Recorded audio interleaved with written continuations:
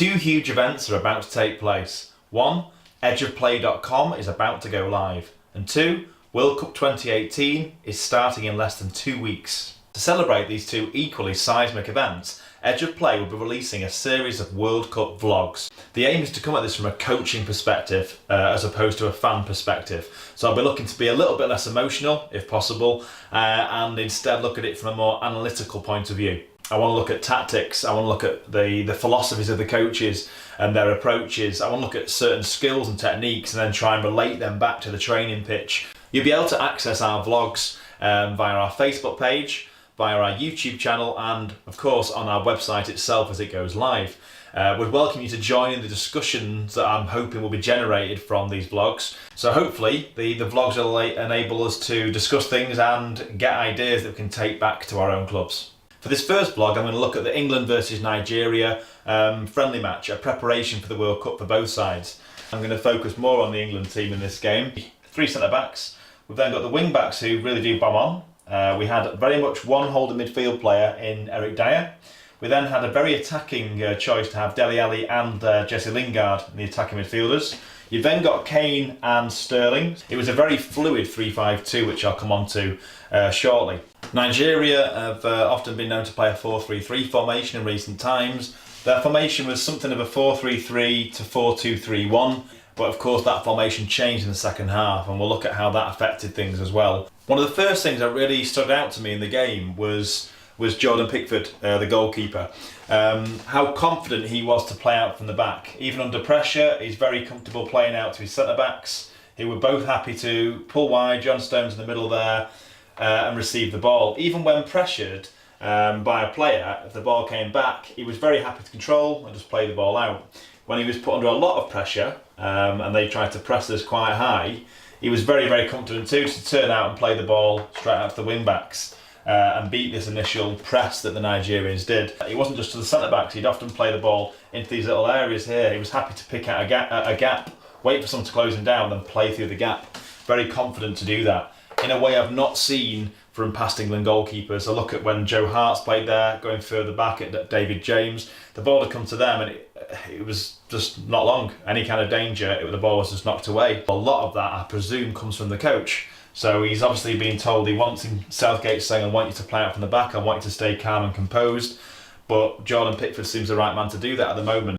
With this approach, I just wonder whether the England fan base are going to be patient enough with it. If there's a mistake, a ball is misplayed and they end up conceding a goal, if it doesn't always get a plan, do they stick with this way of playing, or does it become a thing of fear where it's a case of need to get the ball cleared?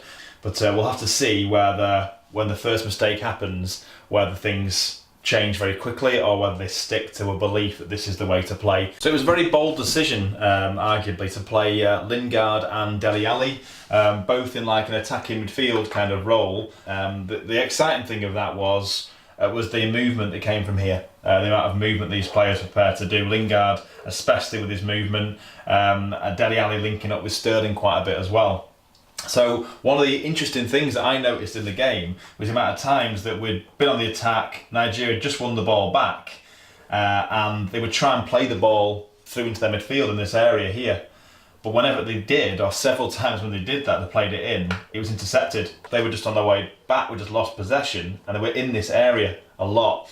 Sterling and Kane had certain freedom, they didn't have to come charging back, they were able to just pick up spaces here. So when the ball was played into this area, we had a lot of players around the ball, won the ball back, and then they could counter-attack at pace. You have to get your wing-backs forward. If you don't, it can very quickly become a 5 at the back. If you keep losing possession straight away, you don't get these guys up the pitch. Because they built play quite well, and Nigeria were not building their play well and often giving the ball away, we were able to get wing-backs forward a great deal, and that gave us real width. Because we had Sterling, Kane, Ali supporting, Lingard making runs, the centre-backs didn't know whether to stay central and cover a lot of these runs here, or to come and support their fullback. If the winger didn't get back in time, it ended up being a one-on-one. If he comes out, these big spaces here. Sterling ended up in these kind of areas for chances on goal. Lingard got into this area several times, causing lots of problems. Another real notable aspect of the first half was the fluidity of movement of the England team as well. There was a freedom about their play.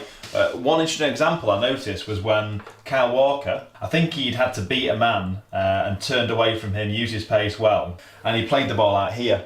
But what was nice there was no big panic to go sprinting back to position. Dyer simply slipped into the right centre back position, and Kyle Walker actually stayed in here for a moment, and I think the ball actually came back into him, was played out the other way. So there was no kind of panic about a player moving out of position. That was nice to see. Another example of that would be when Kane dropped deep to get the ball and players made space for him to do so. So we didn't have three set midfielders on top of each other. Whenever we got the ball, there was fluid movement straight away to try and stretch the Nigerian defence and defensive midfield. And Kane comes, gets the ball, turns, because the space has been opened up for him by these movements. The ball ended up getting played over the top for Sterling. Probably should have done better with the finish, but he's getting those positions again and again. On defending corners, they were happy to leave two players up, like Sterling and Lingard left up front. That then meant that Nigeria's reaction was to keep three players back, and it means you've got more space. If you trust your goalkeeper to come for crosses, you trust your defenders to actually win their one-to-one battles, you don't mind having that extra space in the 18-yard box. And it means they are looking for a counter-attack. From defending a corner, that is always on that option to attack quickly with the pace. Also on set pieces, you could say it is often a strength for England.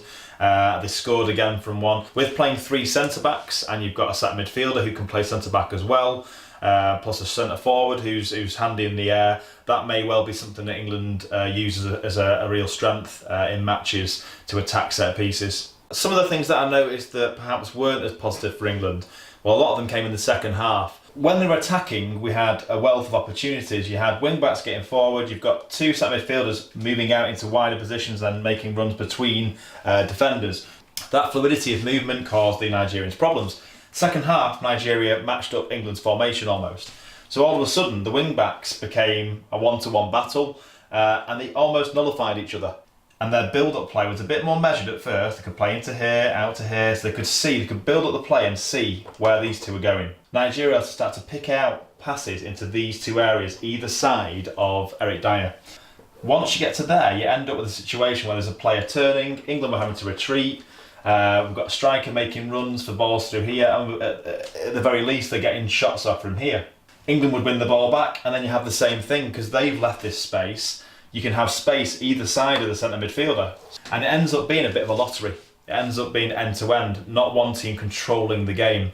Now, if you want to go toe-to-toe, that might well work against Nigeria. It might work in certain games where you have better firepower, stronger firepower than the opposition. Will that work if you go toe-to-toe with, say, Belgium, stronger sides, if you get through to the knockout stages? That's what you'd have to be not worried about, but aware of as the England team. England have tended to do in the past, and sort of did here, the attacking movement stops. We get more and more rigid with our formation to try and stop what the opponent's now doing. If you're going to do this fluid attacking play, you have to commit to that, I think. One thing for England over many tournaments, is about retaining possession.